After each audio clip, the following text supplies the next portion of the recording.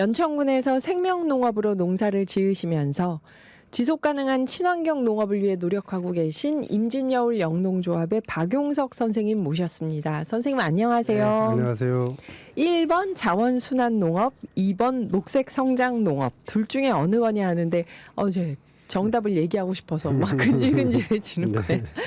지난 9월 26일에 DMZ 벼베기 행사 진행하셨잖아요. 네. 그때 선생님이 쓰신 고사문이 정말 저희가 마음에 와닿아서 따로 소개를 드리기도 했는데요. 네. 기후 리포트 시간에 노광준 PD님이 낭독을 했는데 저도 한번 다시 해보자면 한 알의 벽씨가 100배, 200배의 결실을 주는데 인간들이 만족하지 못하고 지금 자동차가 옛날 지게보다 많고 전기 펑펑, 석유 펑펑 쓰고 돈 욕심에 여기저기 파헤치고 더 달고 더 부드러운 고기만 좋아하는 인간들을 꾸짖어 주시옵소서. 욕심을 버리고 묻 생명들과 함께 조화롭게 살며 천지 신명의 은혜에 감사하며 살겠습니다. 노여움 푸시옵소서. 이런 말씀을 하셨는데요. 이게 네. 진짜 친환경 농사를 지으시는 농부의 마음이 잘 담겨져 있다고 저희가 느꼈어요. 네. 근데 벼베기 행사는 이렇게 고사를 지내고 나서 또 그다음에 어떤 일들을 하셨던 건지요? 네. 천지신명께서 저희 기도를 갸륵하게 받아주셨는지 현재까지는 가을 일기가 좋아서 아하, 네. 지금이 좋은 가을 날씨가 네, 네. 그때 선생님께서 고사를 지내신 덕분에 네, 아 네. 예, 감사합니다. 그래서 예, 그 벼베기 작업은 순조롭게 지금 진행이 되고 있고요. 지금은 이제 기계화 작업이 되어 있어서 이제 콤바인이라고 하는 기계가 이제 벼를 탈곡도 하고 그 볏짚을 잘게 썰어 넣기도 하고 이제 그 소 먹이로 활용하기 위해서 길게 뽑기도 하고 뭐 그건 이제 선택 사항인데 대개는 이제 그 곰포 사일리지라고 그래서 그 논에 지나시다 보면은 큰 공룡알 같이 이렇게 맞아요. 비닐로 감겨져 있는 걸 곰포 사일리지라고 하는데 이 거대한 찹쌀떡 그랬는데 곰포 사일러지군요 네네. 이게. 그게 이제 그 소 먹이로 이렇게 비 맞지 않고 오래 보존하기 위해서 이제 그런 형태로 작업을 해놓습니다. 근데 저희는 의무적으로 무조건 볏짚을 토양에 환원을 해야 됩니다. 아 친환경 농사를 네, 지으면요. 네. 저희 그 법인은 의무 조항이기 때문에 그래서 토양의 유기물 함량을 높이고 토양 그 흙의 지질을 네. 지력을 향상시켜서 좋은 미질의 그 쌀을 생산하고 또 토양을 잘 관리해야 지속 가능한 농업의 기초가 되기 때문에 네네. 저희는 의무적으로 그렇게 환원하도록 하고 있습니다. 그래서 그 공룡알을 만들지 않고 잘게 썰어서 그대로 볏짚을 땅에 네, 뿌려놓으면 저절로 썩는 건가요? 네, 네. 보통 이제 가을에 일기가 좋으면 가을에 이제 갈아놓으면 토양으로 이제 썩고 들어가죠. 아 그렇게요. 그러면 지금 벼 수확 계속 하고 계시는 거죠? 네, 다 맞습니다. 끝난 네. 계속 하고 계시는 지금 벼 수확하시면서는 어떤가요 지금? 이제 보통 이제 조생종들은 이제 벼 수확이 다 끝났고요. 네. 예, 이제 저희는 중만생종이 주력 품종이어서 지금부터 이제 본격적으로 이제 수확기여서 조금씩 더 수매되는 입고 물량들이 좀 늘어나고 있고요. 네네. 아마 앞으로 한 10일 정도까지가 이제 지나면 얼추 작업은 끝날 것 같습니다. 아 그러면 정말 10월 말까지 저희가 추수를 하는 거네요. 네, 우리나라에서는. 거의 그렇습니다. 예. 그 조생종, 중만생종 말씀하시니까 생각나는데 제가 한가위 언저리에 어머님 생신이 있어서 야 우리 햅쌀로 네네. 밥을 맛있게 짓자 네네. 했는데 네. 비싼 햅쌀을 샀는데 네. 생각보다 맛이 없었어요. 네. 근데 이게 중만생종이어야 더 밥맛이 좋은 네, 건가요? 아무래도 이제 그 재배 기간이 짧은 품종의 특징이 이제 미질은 좀 다소 떨어지는 걸로 평가가 되고 있고요. 실제적으로도 그렇고요. 그래서 시기적으로 아무래도 이제 그 1년 동안 보관되어 있던 쌀을 먹다가 새로운 네. 햅쌀을 먹었을 때 이제 그 신선함이나 약간 이제 개선되는 그 밥맛은 있는데 장기적으로 봤을 때는 중만생종이 훨씬 밥맛이 있습니다. 네. 그 이렇게 수확한 벼를 어떻게 건조하고 또 막 도정해서 출시하고 하시는 그 과정은 어떨지 궁금해요. 네, 지금 이제 한참 농가들이 벼를 수확을 해서 저희 법인으로 입고를 하면 네. 저희가 이제 직접 매뉴얼대로 건조를 하고 있습니다. 그래서 좋은 미지를 위해서 저희는 45도 이하로 저온 건조를 하고 그다음에 저희 특징은 농가별로 건조를 해서 네. 농가별로 그 800kg가 담기는 톤백에 표시를 해서 보관을 합니다. 그래서 보관은 이제 일반 창고 보관이 있고 이제 내년 여름에 그 도정을 할 벼들은 저온 창고에 이제 보관을 해서 꾸준한 이제 그 밥맛을 유지하기 위해서 나름 이제 매뉴얼대로 관리를 하고 있습니다. 네. 아, 그래서 옛날에는 이런 막 저온 창고 같은 네, 게 없었을 없었죠. 테니까 맞습니다. 한가위에 햅쌀이 나오면 막 맞습니다. 맛있었는데 네네, 지금 맞습니다. 이렇게 저온 창고도 있고 보관 방법이 과학적이 네, 되니까 맞습니다. 예. 중만생종 네네. 쌀맛하고 조생종 쌀맛 다른 게 느껴지는 네네. 거네요. 그리고 이제 저희 도정 시설 자랑을 좀 네네. 하고 싶은데요. 저희 도정 시설은 이제 그 특허를 획득한 그 에어 이송 방식이라고 하는 특별한 그 설비로 구성이 되어 있어요. 그래서 네. 그 벼들이 그 과정 가공을 거쳐서 다른 그 가공 기계로 옮겨갈 때 네. 그 옮겨가는 이제 그 전달하는 방식의 차이인데 저희는 이제 에어 이송 방식이라고 그래서 그 공기의 음압의 힘으로 쭉 그 쌀이 이송되는 방식입니다. 그래서 요거의 특징은 그 쌀이 이송하는 그 공간에 그 다른 틈이 없기 때문에 네. 그 먼지라든지 이런 것들이 쌓여 있지를 않고요. 그다음에 쌀이 도정하는 과정에서 이제 열이 발생을 합니다. 이제 네. 압력으로 이제 그 도정을 하기 때문에 근데 그 열을 그 에어의 그 공기의 힘으로 빨리 열을 낮춰주는 효과가 있어서 미질이 떨어지는 그 부분에서 떨어지는 부분들을 사전에 방지를 하고 있습니다. 네. 아, 그래서 이 쌀을 도정해서 이송을 할 때 네. 그 이동을 할 때 그거를 공기의 힘으로 쭉 네, 물려서 네. 나가게 그게 하는데 특허를 받은 제품입니다. 네. 이게 더 그러면 깨끗하고 위생적이고 맛도 떨어지지 않게 하고 그런 근데 이제 단점은 대용량의 가공 설비에는 적합하지 않는데 저희 법인에서 하는 정도의 그 사업량이면 충분히 네. 예, 장점이 있는 설비입니다. 그렇죠.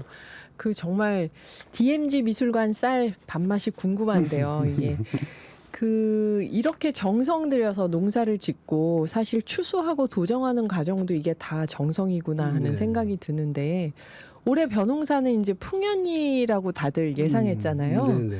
어떤가요? 지금 수확량이 실제로도 네. 풍년인가요, 선생님? 막상 수확에 들어가 보고 저희도 확인을 하고 농가들도 한결같이 이제 수확이 작년만 못하다. 아, 정말요? 예, 그러고 그 원인을 나름 찾아보니까 네. 올해 그 고온 다습한 맞아요. 기간이 길어져서 네.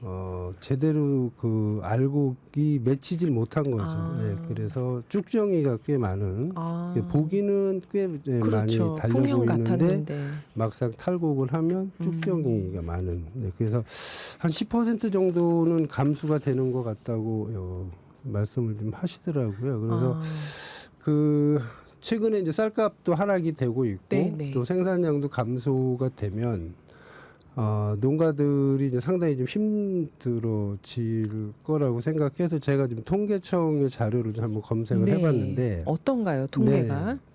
그 작년도의 그 자료를 보면 그 10아르라고 표현하는 게 이제 한 300평이거든요. 네. 300평당 총 그 벼 재배 수익은 123만 3천 원, 생산비는 87만 5천 원. 그래서 순수익이 35만 8천 원으로 통계청 자료에 나와 있습니다. 네.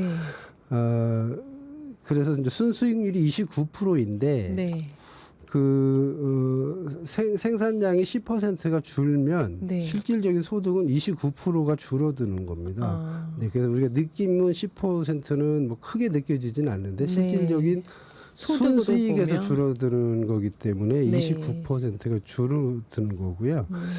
우리나라에서 평균 그 벼 재배 면적이 11,100 평방미터 정도 됩니다. 네. 요게 이제 한 3,360평 정도 되는 건데 네. 이걸 작년에 쌀 가격하고 작년에 동일한 생산비를 적용을 시키더라도 10% 수확이 줄어들면 400만 원 순수익이 284만 6천 원으로 줄어드는 겁니다. 그래서 농가당 116만 2천 원이 소득이 감소되는 것이기 때문에 또 여기에 쌀값마저 올해 내려간다 그러면 정말 어려운 농가의 살림이 될 거라고 네. 생각이 됩니다. 수확량이 수확해 보니까 여름에 고온 다습 현상이 길어서 네. 알곡이 제대로 못 여물어서 네네. 축정이가 많더라 의외로. 그래서 10% 생산량이 줄었는데 이게 농가 순수익으로 따져보면 29%가 주는 거다. 거죠. 예. 근데 이게 지금 저희가 생각할 때 저는 말씀드리면서 어디서 놀랐냐면요. 300평이나 벼농사를 짓는데 순수익이 35만 8천 원밖에 안 돼. 여기서 이게 뭐 놀랐고. 정부 통계청의 자료니까. 이 300평 넓이를 생각해 보면 저희가 생각할 땐 더 버셔야 더 많이 벌 줄 알았는데 그게 하나 제가 놀랐고 두 번째 놀란 건 우리나라 전국에 벼 재배 면적이 3,366평밖에 안 되는구나. 네, 벼 재배 농가 평균 재배 면적입니다. 네, 그렇구나 하는 두 번 네. 놀라네요, 지금. 여기서 쌀값이 내려가면 어려워질 것 같은데요, 진짜. 오늘 그 친환경 농부시죠. 임진여울 영농조합 대표님. 친환경 쌀을 생산하시면서 친환경 농업의 지속성에 대해서 고민하고 연구하시는 박용석 선생님과 이야기 나누고 있습니다. 우리 친환경 농업에 대한 더 진솔한 이야기 2부에서 계속 이어가 볼게요. 80년대 초에 평택에서 소 키울 때 네. 분뇨 치우고 마르면 밭에 가져다 놓고 그랬다 네. 그랬는데 지금은 이렇게 안 하죠. 네, 이렇게 네. 지금은 지금은 이제 그 부숙도 테스트라고 그래서 네. 일정한 이제 부숙이 된 것만 이제 이렇게 활용할 수 있도록 제도적으로 그렇게 되어 있고요. 그러다 보니까 이제 일정한 그 설비 또 부숙이 가능한 그런 시스템이 갖춰진 곳을 통해서 네. 퇴비화가 되고 있습니다. 그러니까 그때처럼 분뇨를 바로 밭에다 네네, 갖다 놓지 그거는 이제 않고 위법한 상황이고요. 이제는 바뀌어서 네네. 충분히 그 부패가 네, 되고 네, 이제 부숙이라고 썩도록 다 표현해서 이제 발효 부숙이요. 과정을 예. 거쳐서 환경적으로는 좀 덜 저거하고 토양에는 굉장히 이제 이로운 유익한 상태. 네. 그 상태가 된 걸 가지고 네, 간다는 거죠. 네, 그렇다고 합니다. 그리고 또 질문이 하나 더 있어요. 지금 최숙자님이 유튜브 실시간 댓글창에 연천 쪽에 가보니까 들판에 일찍 벼를 추수한 노는 이모작을 하나 그런 생각이 들 만큼 새싹이 올라오고 있더라고요. 그 새싹은 겨울이면 죽을 텐데 그냥 두는지 아니면 처리를 어떻게 하는지 궁금한데요. 네, 거기는 친환경 노는 아닌 듯했어요 했는데 이게 어떤 추수 끝난 논에 새싹이 돋는 얘기는 처음 듣습니다. 네.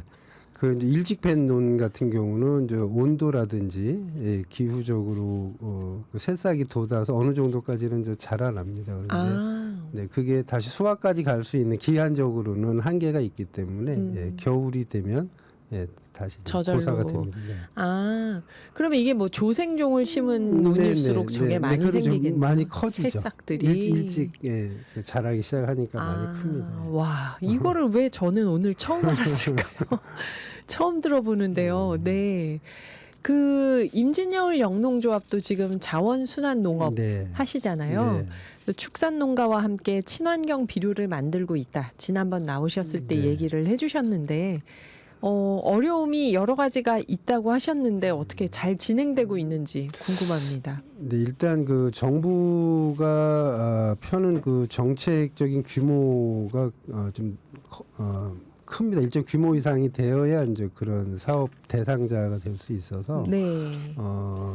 이제 그렇게 할 만한 그런 이제 그 주체를 세우기가 쉽지는 않아 보이고요. 특히 연천은 축산 농가가 됐든 저희처럼 경중 농가가 됐든 이 사업의 필요성이나 요구들은 좀 있는데 워낙 그 사업 규모 자체가 이제 큰 규모로 제한되어 있다 보니까 그걸 맡아서 할 만한 그 주체를 세우기가 어려운 부분들이 있고요. 네.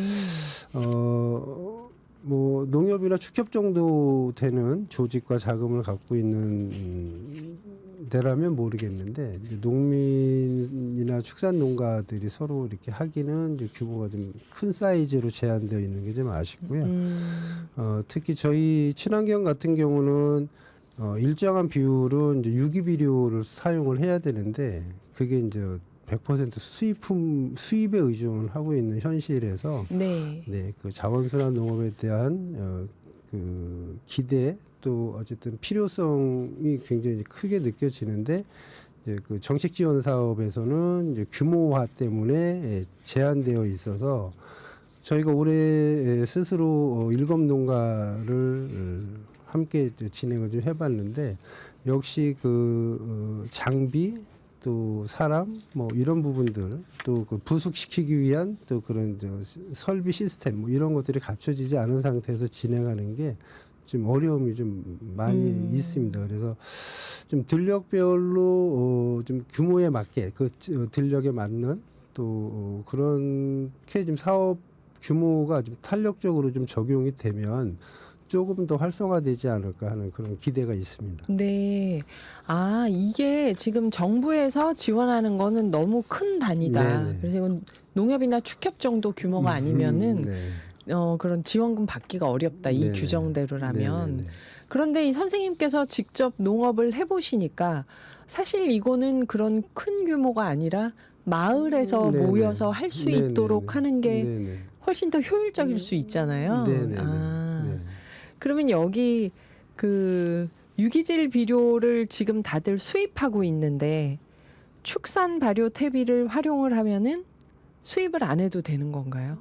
그렇죠. 지역에서. 그만큼 네, 그 축산 퇴비로 활용이 된다 그러면 그만한 양만큼은 네, 수입이 필요하진 않고요. 그래서 이게 일석삼조의 아주 좋은 네, 그 사업이라고 생각이 듭니다. 일단 외화 전략할 수 있고요. 네. 그다음에 이제 그 양질의 퇴비를 토양의 지력 향상에 도움을 주고요. 또 네. 축산 농가들의 환경이 개선되는 네, 그런 좋은 사업이어서 좀 활성화되기를 좀 바라고 있고요. 그 저희가 올해 그 일곱 농가랑 함께 이제 이걸 진행을 하면서 그 경기도의 김동연 지사님이 친환경 농업 20%까지 확대하겠다라고 하면서 생태 복합 농업 실천 단지라고 하는 사업이 있어요. 정책 네, 사업이 네. 있는데 그 사업에서 일부 활용을 해서 좀 저희가 작업을 좀 해봤는데 이게 확대되는 데까지는 또 그 사업에서의 한계성이 좀 있더라고요. 그래서 이게 좀 다른 그런 자원순환 농업에 대한 그런 정책 사업이 좀 절실하게 좀 필요하다고 생각이 됩니다. 네. 그래도 이런 지원 없이 지금 일곱 농가들이 모여서 하고 계신 거잖아요. 네네, 네. 대단하십니다, 선생님. 그래서 네. 이렇게 선생님이 계속 시도하고 진행하는 일들을 보면 진짜 친환경 농업의 지속성 앞으로 계속 할 수 있도록 또 미래성 아까 어느 분이시죠? 초보 강릉으로 귀농하신 3126님처럼 이제 농업을 시작하는 분들이 앞으로 또 어떻게 할지 그런 걸 고민하는 게 보이는데 올해부터는 경관 농업도 하신다고요. 이 경관 농업이라는 게 뭘까요? 네. 그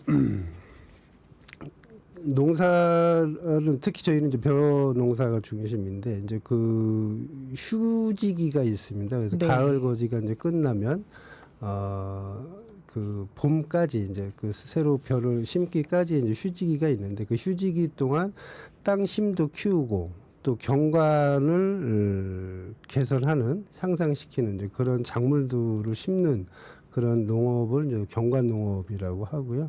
네. 정부도 그걸 장려하기 위해서 또 경관농업 직불금이라고 하는 제도도 운영을 하고 있습니다. 아, 네. 경관농업이요. 네네. 예. 그런데 이제 연천은 지금 기후적으로 이제 이모작이 좀 힘든 지역이어서 그렇죠. 뭐 여러 가지 이제 좀 실험적으로 작년에는 헤어리비치를 심어서 월동이 테스트를 했는데 이제 월동은 연천 지역은 좀 어렵더라고요. 그래서 헤어리 올해는 배치는 어떤 건가요? 꽃인가요? 헤어리베치는 이제 콩과 두가 식물이고 질소 고정이라고 표현을 하는데 그 작물이 갖고 있는 그 질소 그러니까 작물이 자랄 때 굉장히 필요한 부분이 이제 질소인데 그걸 또 소양 속에 그 양분을 많이 주는 그런 식물이고 또 4월 중순경에 보라색 예쁜 꽃이 피는 피고. 네, 그런 땅심도 키우고 경관도 아름답게 하는 아주 좋은 그 작물인데 헤어리 배치. 예, 네. 저희 연천에서 월동이 되지 않아서 아, 겨울을 못 난 건가요? 네, 네, 아이고. 네, 그래서 올해는 그 고소밀이라고 하는 품종으로 밀을 재배를 해서 고소미. 네, 고소밀이라고 하는 품종 고소밀요. 고소밀. 밀. 네, 아. 그래서 겨울에 들녘에 황량한 들녘에 새파란 그런 밀밭이 또. 밀싹이 이제 자라게 하고 또 봄에는 이제 주변에 그 새싹들이 파랗게 될 때 또 그 황금빛 밀밭이 또 경관을 또 아름답게 하기 때문에 그렇게 한번 올해 이제 시도를 하고 있습니다. 네네. 아, 기대됩니다. 밀은 그래 맞아요. 밀은 좀 서늘한 데서 자란다고 배웠던 것 같아요. 연천에서 밀은 잘 자라기를 한겨울에. 경관 농업에 대해서 선생님께 얘기를 지금 듣고 있는 중인데요. 노래 한 곡 듣고 또 마저 이야기 이어가 보겠습니다. 선생님 그 경관 농업에 대해서 아까 말씀을 해주셨는데 저희가 임진여울 영농조합 대표 박용석 선생님과 지금 친환경 농법에 대한 여러 가지 얘기를 나누고 있는데요. 경관 농업으로 밀을 심으셨다고 했잖아요. 네. 그럼 이번 겨울에 연천에 놀러 가면 밀밭을 볼 수 있는 건가요? 네, 그렇습니다. 네. 네. 그 연천도 이제 도로가 굉장히 이제 많이 좋아져서 맞아요. 네. 그 서울 한수 이북 그 지역에서는 1시간 거리면 연천에 이제 오실 수 있고요. 지하철도 개통 네, 지하철도 연결됐더라고요. 개통이 됐습니다. 예. 그래서 그 많은 국민들이 사시는 지역에 가까운 지역에서 저희가 농사를 짓고 있잖아요. 아, 그렇네요. 네네. 1시간 거리 그렇네요. 되니까, 예. 네. 그래서 저희가 그 좋은 경관 또 그 보고 힐링의 마음 위안 뭐 이런 것들을 느낄 수 있는 공간 그 경관들을 만든다면 많은 분들이 오셔서 또 그 경관들을 활용을 하고 또 우리는 우리 나름대로 또 쌀과 빵을 판매할 수 있는 네, 그런 이제 기회도 좀 얻을 수 있고요. 네. 그래서 그 애초에 법인을 그 조직하고 만들 때부터 이 경관 농업을 통해서 국민들과 함께 사업을 좀 진행을 해보고 싶다는 마음이 있어서 하나하나 준비를 좀 해나가고 있는 과정입니다. 그러니까 경관농업이라는 게 결국 농사를 짓지 않는 사람들도 농사 짓는 풍경을 보면서 뭔가 이 정서 순화도 되고 네네. 여러 가지 아름다운 그 농촌의 경관을 통해서 여러 가지를 얻으실 수 있죠. 예. 그래요. 이 경관농업도 기대가 되는 부분이고요. 또 이렇게 밀 농사 지으셔서 이걸로 또 여러 맛있는 걸 또 만드실 것 같은 생각도 근데 저희가 이제 아직은 이모작은 좀 쉽지 않아서 네네 좀 그거는 좀 고민을 좀 많이 이제 해봐야 될 것 같고요. 뭐 어쨌든 그 밀밭 파티 뭐 이런 것들을 통해서 좀 더 농작물과 도시민들이 가까이 좀 접할 수 있는 그런 이제 기회들은 제가 한번 만들어 보겠습니다. 네. 저희가 그런 차분하게 준비해서 많은 분들을 좀 초대할 수 있는 또 그런 시간이 왔으면 하는 바람이 있습니다. 네, 밀밭 파티 저희 청취자분들도 많이 가보셨으면 좋겠네요. 최숙자님이 선생님은 화면으로 뵈면 참 편안하신 인상입니다. 그랬는데 실물로 뵈면 더 편안하신 인상입니다. 말씀 듣다 보면 진짜 농한기가 없다 이런 생각이 들어요. 봄, 여름, 가을, 겨울이 다 농번기 같다는 생각인데 지금 무항생제 달걀 만들려고 그 닭 키우시는 네, 거 그거 네. 하고 계시잖아요. 네, 네. 그 닭들은 잘 네, 크고 네. 있나요, 네, 선생님? 무럭무럭 잘 크고 있고요. 네. 네, 네. 아마 다음 뭐 제가 출연을 하게 되면 첫 달걀의 소식을 전해드릴 수도 있을 것 같고 또 행복하게 자라나는 그 닭이 낳은 달걀을 네. 넣은 또 행복한 저희 쌀빵의 소식도 좀 전해드릴 수 있을 것 같습니다. 네, 기대가 됩니다.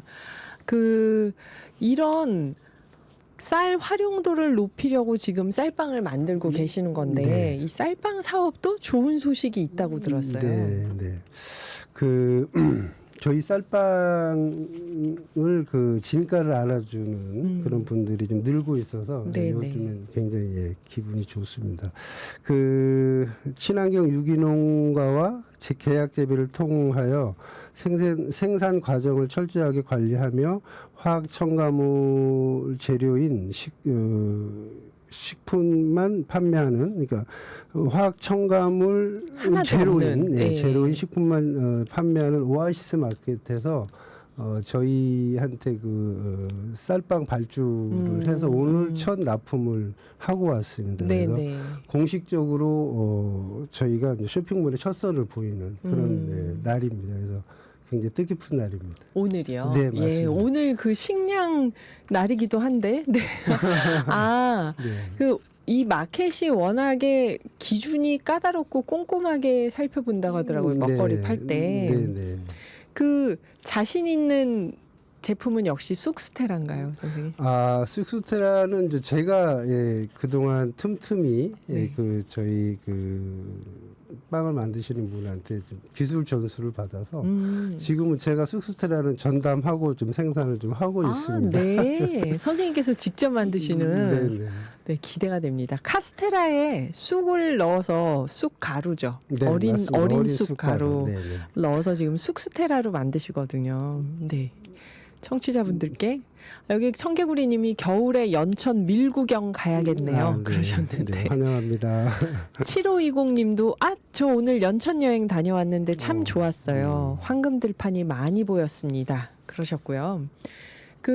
선생님이 예전에 나오셨을 때도 농사는 하늘하고 같이 짓는 일이다. 네.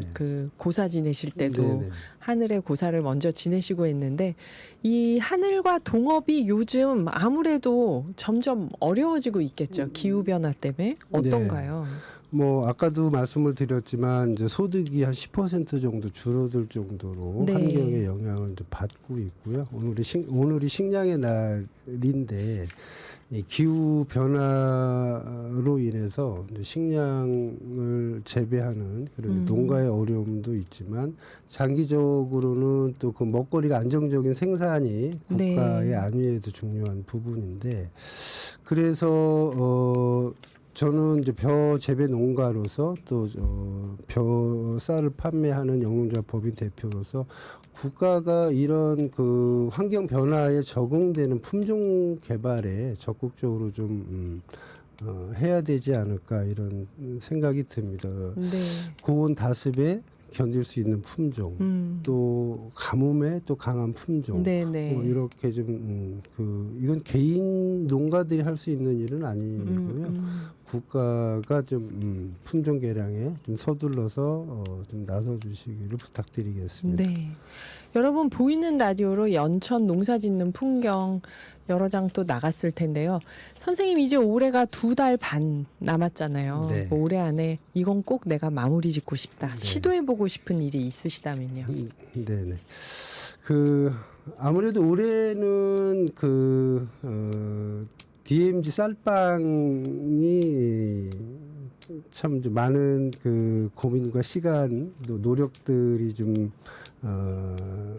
했던 그런 부분이고요. 또 그 나름대로 이제 저희 그 쌀빵에 대해서 좀 알아주시고 또 오아시스라고 하는 쇼핑몰의 첫 발주를 받아서 납품도 하게 되는 그런 의미 있는 그런 게 되는데 어쨌든 그 저희가 오늘의 이 자리에 있기까지 송지인 상무, 신효진 셰프님, 그다음에 윤상기 제빵사님의 그런 노력들이 좀 있어서 늘 고맙게 생각하고요. 특히 남정효 저희 미술관장님께서 네. 열정과 헌신을 통해서 또 이렇게 저희 그 쌀빵이 자리 잡게 하는데 크게 기여를 해주셔서 늘 감사하게 생각을 합니다. 네.